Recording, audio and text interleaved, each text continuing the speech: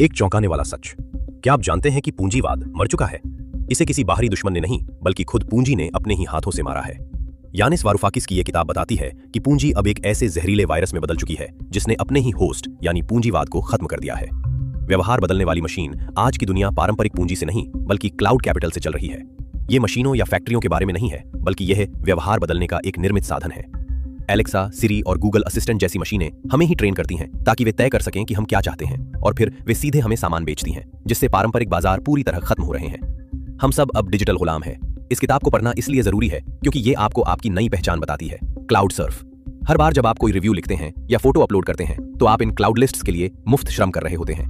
Amazon जैसे platform अब बाजार नहीं बल्कि डिजिटल जागीरें हैं, जहां जेफ बेजोस आपसे मुनाफा नहीं बल्कि क्लाउड रेंट वसूलते हैं, जो आपकी हर खरीद का 40% तक हो सकता है।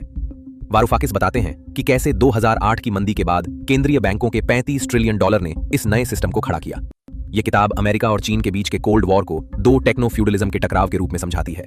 सबसे डरावनी बात यह है कि क्लाउड कैपिटल अब हमारे दिमागों की एसेट स्ट्रिपिंग कर रहा है ताकि वो हमारी सोच पर कब्जा कर सके।